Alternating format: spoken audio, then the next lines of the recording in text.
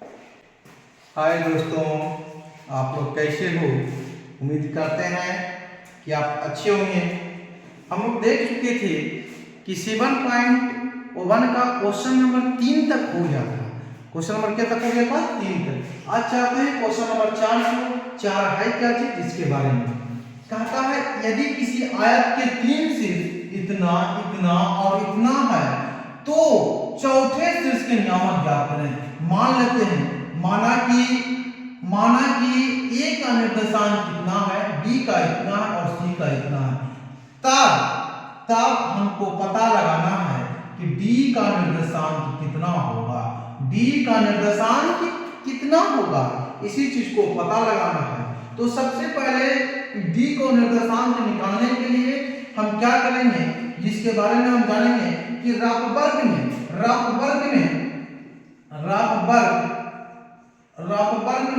थोड़ा हल करेंगे। राफबर्ग में क्या करेंगे, थोड़ा हल करेंगे कि एक आयत बना लेते हैं। राफबर्ग इसीलिए यूज किया जाता है कि चूंकि मैथ का कंसेप्ट है बाबू कि राफबर्ग अगर आप यूज कर लेते हैं तो क्वेश्चन आसानी से समझ में आ जाता है। चूंकि आयत है, A है, B है, C है, D है, यह आयत है। आयत के 3 का निर्देशांक दिया हुआ है। 3 का निर्देशांक B में कितना है, 2,0 है, C में 2,1 है और 3 के देर है D नहीं मालूम है, उसी को मालूम करना है। यहाँ देखिए, इसको हल करने के क्रम में हम क्या करते हैं, इसके लिए सबसे पहले हम आपको चतुर्थांश में चलते हैं। चतुर्थांश में जब 2 सरल रेखा, एक सरल रेखा इधर से और एक सरल रेखा बाबू इधर से लेते हैं, 2 सरल रेखा, इसको x बोलते हैं, इसको x' बोलते हैं, इसको y बोलते हैं, इसको y' बोलते हैं। 2 सरल रेखा। अब बात है 2 सरल रेखा लिए अपने मन से ले लेते हैं। इधर 1 है बाबू, इधर 2 था, इधर माइनस में लेते हैं, -1 है, -2 है, इधर 1 है छोटू, इधर 2 है, इधर -1 है, इधर -2 है। यहां तक आपको समझ में आ गया हो, कोई दिक्कत नहीं। अब A का निर्देशांक है जो x में चल रहा है -2, तो चूंकि x में -2 चल रहा है तो -2 हम E पर ही चलेंगे, हम इधर क्यों चलेंगे, हमेशा हम बाएं की तरफ चलेंगे, -1 -2, तो यहाँ -2 चलिए। अब y में कितना चलना है, 0, तो y में 0 एक जेड आ जाएगा। पुनः हमको यह निर्देशांक लिखेंगे, A का निर्देशांक -2,0 था। अब चलना है B का निर्देशांक, x में कितना चलना है, x में 1 2 चलना है, कितना चलना है, 2, 1 2 लग गए, यहाँ पर 2 हो गया। y में कितना चलना है, 0, तो y में 0 0, यानी B का निर्देशांक जो होगा 2,0 हो जाएगा। अब C का चलना है, तो C को x में 2 चलना है, अब y में कितना चलना है, x, तो C को x में हमको 2 चलना है, x में कितना चलना है, 2, तो x में हम 2 चलेंगे 1 और यहाँ पर आपको सब 1 में 2 कहाँ चलेंगे, तो 1 और 2 यहाँ चलेंगे। x में हम 2 चलेंगे, हम 1 और 2 यहाँ चलेंगे। y में कितना चलना है बाबू, 1, तो y में 1 यहाँ चलेंगे। यहाँ देखिए, अब इसको यहाँ से स्केल से यहाँ और इसको स्केल से यहाँ से आपको यहाँ ऐसे मिला देना है। यह जो बिंदु हो गया C हो गया, यह बिंदु कितना हो गया, C 2,1 हो गया। चूंकि आयत की बात करता था तो आयत कहते हैं किसको, तो वैसे चतुर्भुज जिसके आमने सामने के लंबाई बराबर होता था, प्रत्येक को 90 डिग्री हो, आयत कहते हैं। तो आमने सामने का लंबाई बराबर होना चाहिए, तो ये यहाँ से यहाँ तक जितना ही लंबा होगा छोटू, ये जितना लंबा होगा उतने ये भी है जितना CD होना चाहिए, जितना AB है उतना ही कुछ होना चाहिए, CD होना चाहिए, और जितना BC है उतना ही AD होना चाहिए। यह बिंदु D हुआ।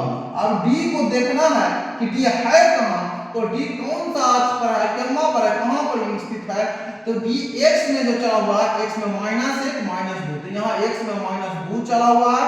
अब y में कितना चला हुआ है, तो y में 1 चला हुआ है, इसीलिए लिखेंगे कि इसीलिए D का निर्देशांक बराबर हो जाएगा -2,1।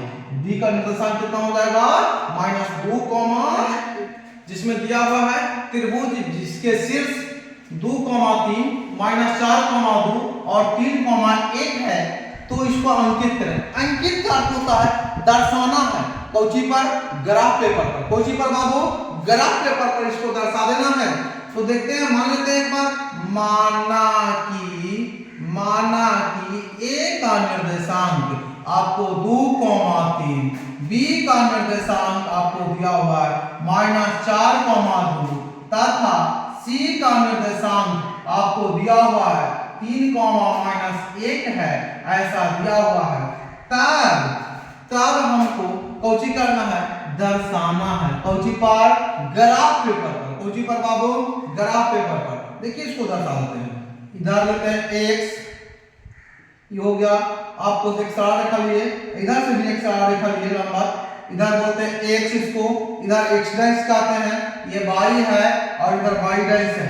आगे देखेंगे, इधर हम धनात्मक लेते हैं तो 1 हो गया, 2 हो गया, 3 हुआ, 4 हो गया। इधर ले लेते हैं बराबर 5 हो गया। इधर -1 है, -2 है, -3 है, -4 है। इधर 1 है, 2 है, 3 है, 4 है। इधर नीचे लेंगे -1 लेंगे, -2 होगा, -3 होगा, -4 हो जाएगा। अब इसको में क्या करना है कि हमको दर्शाना है a में कितना चलना, x में 2 चलना है और y में कितना चलना है, 3। x में 2 चलना है और y में कितना चलना है, 3। पहले का x में चलते हैं, दूसरा का y में। पहले का x में, दूसरा का y में। तो a में 2, 1 2 यहाँ हो गया, अब y में कितना चलना, 3। 1 2 3 ऊपर हो गया। यहाँ से ऐसे और इसको यहाँ से ऐसे इसको मिला देते हैं। यह जो बिंदु हो गया बाबू a है, a का निर्देशांक 2,3 हो गया। b का निर्देशांक की बात करते हैं तो x में कितना चलना है, -4, -1 -2 -3 -4, x में -4 चलना है। अब y में कितना चलना है, 2 चलना है। तो 1 और 2, y में 2 चलना है। तो -1 से लेके यहाँ से लेके 4 तक हो गया। ठीक, देखिएगा इधर से इसको इधर मिला देते हैं और यहाँ से यहाँ तक मिला देंगे। ठीक, b का निर्देशांक हो गया, b में -4,2 था, ये 4,2 चले। c की बात करते हैं तो c x में कितना चलना है, 3 चलना है, 1 2 3। c को यहाँ 3 चले, 1 2 3। और y में कितना चलना है, तो -1 चलना है, तो नीचे चलेंगे -1। यह इसको यहाँ मिला देंगे और इसको यहाँ मिला देंगे। इस सब स्केल से मिला जाता है। c का निर्देशांक 3,-1 है।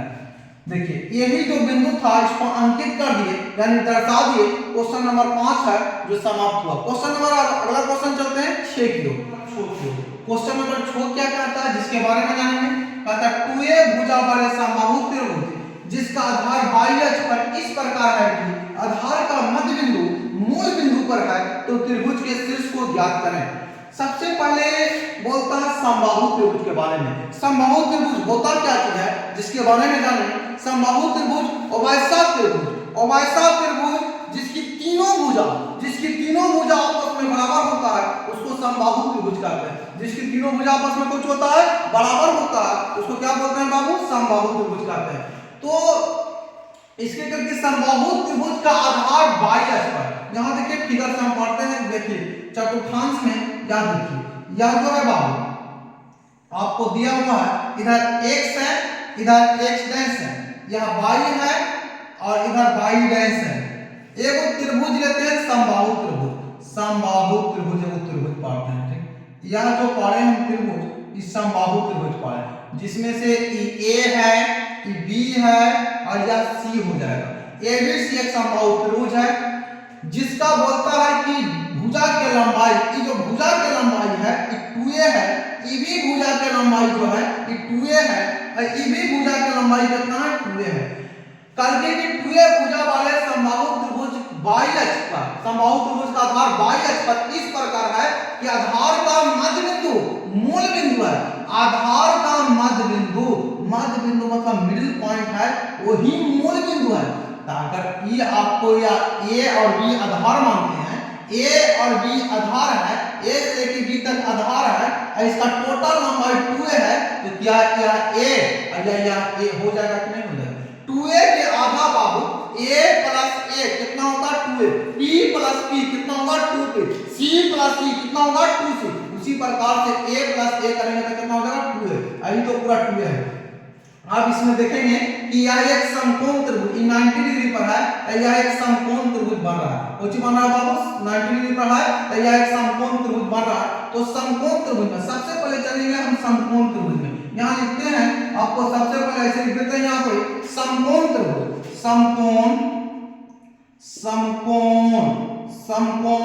त्रिभुज, इसका नाम O देते हैं। तो AOC में ओ सी में देखिएगा समकोण त्रिभुज को जैसा बारे में बताते हैं त्रिकोणमिति में पढ़ेगा था, इसीलिए यहाँ पर बॉक्स में हम बता देते हैं समकोण त्रिभुज के बारे में थोड़ा सा डिटेल जानिएगा।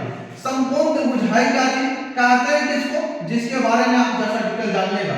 अगर ए है, ये बी है, ये सी है, ए बी सी एक समकोण त्रिभुज है जिस पर बी पर 90 डिग्री का कोण बना हुआ है। बी पर क्या बाबू 90 डिग्री का कोण बना हुआ है। तब अगर मान लेते हैं यह कोण थीटा है, ये कोण थीटा है, तो त्रिकोणमिति में पढ़ाया जाता है कि थीटा के सामने वाले जो भुजा होते हैं तो वही लंब होते हैं। थीटा के सामने वाला भुजा कौन सा होता है, लंब होता है। थीटा के सामने वाला भुजा कौन सा होता है, लंब होता है। तो ये लंब हो जाएगा बाबू, यह जो होगा ये आपको कर्ण होगा, ये होगा आधार होगा। जो सबसे लंबा भुजा होता है कर्ण होता है, और यह जो थीटा के सामने वाला भुजा होता है जो लंब होता है, और ये कुछ हो जाएगा आधार हो जाएगा। यहाँ से ध्यान दीजिएगा, सबसे बड़ा बात है कि अगर समकोण त्रिभुज में जन्य थीटा रहेगा तो ये लंब हो जाएगा। इसके लिए एक कहावत है जो सुनिएगा, समकोण त्रिभुज में सबसे लंबा भुजा कर्ण होगा। ध्यान से सुनिएगा, समकोण त्रिभुज में सबसे लंबा भुजा कर्ण कहाई, समकोण त्रिभुज में सबसे लंबा भुजा कर्ण कहाई, थीटा दल बदलू नेता कहाई, थीटा दल बदलू नेता कहाई, जेकरे सामने हो जाई, जेकरे सामने हो जाई ओही भुजवा लंब कहाई, ओही भुजवा लंब कहाई। ध्यान से सुनिए दोस्तों, थीटा के सामने वाला भुजा ही कुछ होता है, लंब होता है। ये लंब है, ये कर्ण है, और ये आधार है, तो इसके लिए कर्ण बराबर सूत्र होता है, h बराबर सूत्र होता है, या h स्क्वायर बराबर होता है लंब का स्क्वायर प्लस आधार का स्क्वायर हो जाएगा। अगर भाई जी आधार बराबर राशि निकालना चाहते हैं, आधार का स्क्वायर बराबर तो h का स्क्वायर माइनस p का स्क्वायर हो जाएगा। इसी प्रकार से इसी सूत्र का उपयोग करते हुए समकोण त्रिभुज हम चलते हैं। समकोण त्रिभुज AOC में, समकोण त्रिभुज कौन सी है बाबू, AOC में, AOC में चलते हैं, तब देखेंगे समकोण त्रिभुज AOC में क्या होता है, जिसके बारे में यह जो है बाबू हमको इसको ई त्रिभुज को हम थीटा मान लेते हैं, थीटा मानते हैं, तो यह हो जाता है हमारा कुछ हो जाएगा लंब हो जाएगा, कुछ हो जाएगा लंब हो जाएगा, यह कर्ण हो जाएगा, और ये कुछ हो जाएगा आधार हो जाएगा। तो हमको OA दे रहा है, OA है कुछ लंब, तो OA बराबर दिया हुआ है, A दिया हुआ है, उसके बाद हमारा AC दिया हुआ है, AC कुछ है कर्ण है, तो AC बराबर आपको 2A दे रहा है। तो हमारा निकालना कुछ है OC ज्ञात करना, तो OC बराबर भार, OC बराबर कितना भार, OC है क्या चीज, तो OC आधार है। इस त्रिभुज के लिए OC कुछ है आधार है, तो आधार बराबर OC बराबर आधार बराबर सूत्र होता है अंडर रूट कर्ण के स्क्वायर यानी AC के स्क्वायर और माइनस हो जाएगा बाबू OA के स्क्वायर, माइनस कुछ हो जाएगा OA का स्क्वायर, यही होगा। आगे देखेंगे इसको AC का वैल्यू कितना है, AC का वैल्यू जो है बाबू वो आपको 2A है, इतना का स्क्वायर करेंगे 2A है, कितना का स्क्वायर हो जाएगा, इधर हो जाएगा आपको माइनस OA का वैल्यू कितना है, तो OA है तो A का स्क्वायर करेंगे। इसको यहां से सॉल्यूशन करते हैं, ध्यान से देखेंगे, यहां से सॉल्यूशन करते हैं इसको, जैसा देख लीजिए यहाँ 2A का स्क्वायर करेंगे बाबू, 2A का स्क्वायर करेंगे तो कितना हो जाएगा, 2A का स्क्वायर 4A स्क्वायर हो जाएगा, अब माइनस A का स्क्वायर करेंगे ये माइनस A स्क्वायर हो गया। तो इधर 4A स्क्वायर में से A को A स्क्वायर घटा देते हैं तो 3A स्क्वायर होता है। 3 का वर्गमूल पूरा नहीं निकलेगा तो रूटे में छोड़ते हैं, A स्क्वायर का वर्गमूल निकलेगा तो इसको A होता है, तो ये कौची का वैल्यू आया था OC का, कौची का वैल्यू आया था OC का, OC है कौची आधार है। जब O से लेकर करके C तक के वैल्यू जो आया है बाबू √3A आया है, कितना आया है √3A आया है। तब ABC का निर्देशांक ज्ञात करें कहता है, ABC का निर्देशांक ज्ञात करें कहता है, तो यहाँ पर हम देखेंगे ABC का निर्देशांक ज्ञात करें कहता है, तब देख लेंगे यहाँ पर ABC का कहता है निर्देशांक ज्ञात करने के लिए, तो यहाँ देख लेंगे सबसे पहले ABC का निर्देशांक, A का निर्देशांक कितना होगा, A का निर्देशांक, B का निर्देशांक कितना होगा और C का निर्देशांक कितना होगा। ध्यान से A है जो A कौन सा अक्ष पर स्थित है, बाई अक्ष पर, A कौन सा अक्ष पर स्थित है, बाई अक्ष पर। अब बाई अक्ष पर स्थित किसी बिंदु का निर्देशांक जो होता है वो कुछ होता है बाबू, तो 0, बाई होता है, कुछ होता है 0, तो x में कितना चला गया, तो x में 0 चला गया, x में 0 और बाई में ऊपर धनात्मक होता है इसलिए A है, ऊपर धनात्मक होता है इसलिए कितना चला गया, तो खाली A है। अब बी में है, अब बी में x में y अक्ष पर है तो x में कितना है 0 है, बी में x में 0 है, लेकिन y में कितना हो जाएगा बाबू, तो माइनस a हो जाएगा, काहे कि नीचे है तो माइनस a हो गया। अच्छा आगे c का है तो c में एक देखते हैं तो x में चला गया √3a चला गया, कितना है √3a, अब y में कितना है 0 हो जाएगा, y में कितना है 0। ऐसा इसलिए होता है कि यह जो है x अक्ष पर, x अक्ष पर स्थित किसी बिंदु का निर्देशांक x, 0 होता है, कुछ होता है बाबू x, 0 होता है, मतलब x रहेगा अब y नहीं रहेगा, x है अब y कुछ है 0। इसका दो आंसर देता है, इसका क्या आंसर देता है दो, एक तो आंसर आएगा क्या है, इसका एक आंसर और देता है, क्योंकि हम त्रिभुज को आधार जो है e पट लिए, यहां पर y अक्ष पर तो लेंगे लेकिन सिर्फ e पट ले लिए, अगर सिर्फ इसको e पट पलट देते बाबू, यहां पलट देते तो यह जो प्लस में आया था ये खाली अपने यहां माइनस में आ जाएगा, ये कुछ में आ जाएगा माइनस में आ जाएगा। बहुत बहुत धन्यवाद। कहता है ABCD एक आयत इस प्रकार है कि AB बराबर 10 इकाई और BC बराबर 8 इकाई, 8 इकाई, AB और AD को क्रमशः x अक्ष और y अक्ष मानते हुए ABCD का निर्देशांक ज्ञात करना है। तो इसके क्रम में इसको हल देते हैं, हल के बाद देखेंगे बाबू, चलिए देखेंगे बाबू क्या है इसके बारे में, जैसा बोर्ड साफ कर लेते हैं देखेंगे। कहते हैं कि ABCD एक आयत है, ग्राफ पर ही चलेंगे, ABCD एक आयत है तक यहां से देखेंगे, इसको हम मान लेते हैं इधर से, इसको x, इधर x डैश, इधर y, इधर कुछ है y डैश। ABCD एक आयत है जिसमें AB है जो x अक्ष पर, j कहा यह AB है बाबू, तो यहाँ ये a है, इसको इधर मान लेते हैं, यहाँ पर आपको b है तो AB x अक्ष पर हो गया कि ना, AB x अक्ष पर है, AB है कितना 10 इकाई है, 10 इकाई मान लेते हैं कि ले AB x अक्ष पर हो, AB 10 इकाई हो, 10 इकाई मान ले आप कुछ निकाल को जे जैसा देख ले, त ओकर बाद कल की BC 8 इकाई है, हम क्या अच्छा ठीक है त BC के त AB यहाँ BC है तो BC का मान लेते हैं कि B यहाँ पर C होगा, BC है जो 8 इकाई है, कितना है बाबू 8 इकाई है, BC 8 इकाई है। अब चूंकि आयत है तो आयत के आमने सामने की लंबाई कुछ होती है आपस में बराबर होता है, तो जितना आपको B से लेके C तक होगा उतना ही A से लेके D तक होगा।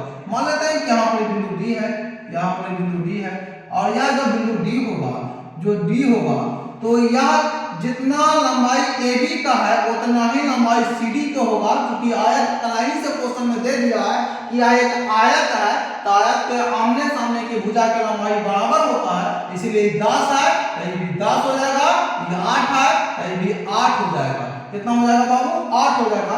तो इस कंडीशनल में कहा गया है कि ABCD का निर्देशांक ज्ञात करें, माने खत्म हो गया बाबू, अभी क्वेश्चन में कमी नहीं है, ABCD का निर्देशांक ज्ञात करने के लिए देख लीजिए यहाँ पर A का निर्देशांक कितना हो जाएगा, जिसको देखिए B का निर्देशांक कितना हो जाएगा, जिसको देख लीजिए C का कितना हो जाएगा, जिसको देख लीजिए और D का कितना होगा, जिसको देख लीजिए। A का A है कहां तो A मूल बिंदु पर, A कहां है मूल बिंदु पर, A कहां है मूल बिंदु पर, मूल बिंदु का निर्देशांक जानते हैं 0, कुछ होता है 0, मूल बिंदु का निर्देशांक कुछ होता है 0, 0। B कहां है B x अक्ष पर, x अक्ष पर जो बिंदु होता है उसमें x नामक तो रहता है लेकिन y नामक कुछ रहता है 0, y नामक कुछ रहता छोड़ो 0, तो x कितना है 10, x 10 लिख दिया, y 0 हो गया।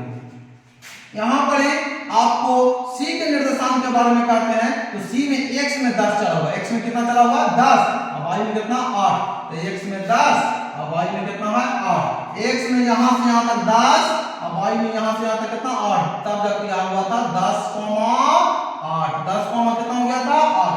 अब आगे देखेंगे D के निर्देशांक की बात करते हैं तो D कौन सा अक्ष पर है, D जो है बाबू y अक्ष पर है, और बताए थे कि y अक्ष पर स्थित किसी बिंदु का निर्देशांक 0, y होता है, कुछ होता है 0, y, तो यहाँ 0 हो गया, अब y का वैल्यू कितना दिया हुआ, y में कितना चला हुआ है 8 दिया हुआ, तो 0, कितना हो गया 8, यही आपका आंसर। अब ये क्वेश्चन और है, क्वेश्चन 8 है बाबू, इस चैप्टर का सबसे लास्ट क्वेश्चन है, देखेंगे इस चैप्टर का लास्ट क्वेश्चन है, इसको हल लिख देते हैं। सबसे पहले देखेंगे 20 इकाई भुजा वाले एक वर्ग ABCD है, वर्ग के केंद्र को मूल बिंदु तथा x अक्ष एवं y अक्ष को क्रमशः AB और AD के समानांतर मानते हुए ABCD का नियामक ज्ञात करना है। तो 20 इकाई भुजा वाले वर्ग, यहाँ पर एक ग्राफ पर चलते हैं, देखते हैं हम सबसे पहले आपको इधर हम चाहते हैं इधर x होता है, इधर x डैश होता है, इधर y है और इधर y डैश है। हमको कहना है कि 20 इकाई भुजा वाले एक वर्ग ABCD है और वर्ग का जो केंद्र है ना छोटू वो वही मूल बिंदु है। x अक्ष एवं y अक्ष को क्रमशः AB और AD के समानांतर में मानना है। तो AB को हम x अक्ष के समानांतर मानना है तो यहाँ पर एक वर्ग लेते हैं। देखिए वर्ग ले लिए, ठीक, यह जो वर्ग लिए यह तो है बाबू, इसको हम वर्ग ले लेते हैं। यह जो वर्ग लिए यह वर्ग है, A है B है। देखिए AB जो है x अक्ष के समानांतर है, उसके बाद कहा कि AD y अक्ष के समानांतर है तो यहाँ पर D लेते हैं। AD है जो y अक्ष के समानांतर है और यहाँ पर बिंदु C होता है।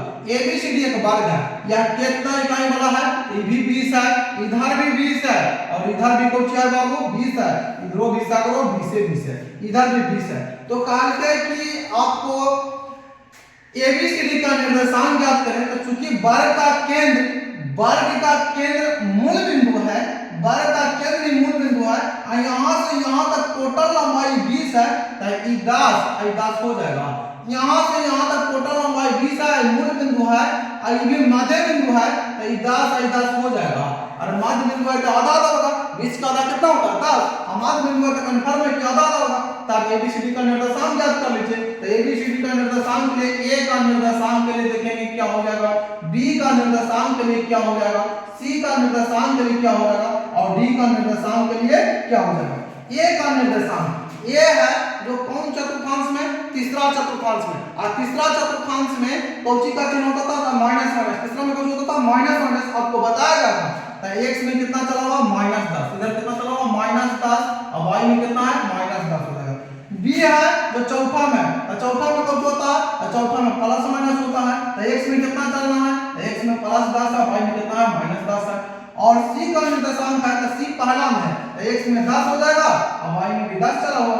D का निर्देशांक है तो x में -10 है, D में कितना चला हुआ, x में -10 है, y में कितना है 10 है, y में सॉरी हाँ D का x में कितना हुआ -10 है, y में कितना है 10, और D का निर्देशांक -10 कितना हो जाएगा 10 हो जाएगा। यही आपको ABCD का निर्देशांक निकल गया, ABCD का निर्देशांक निकल गया।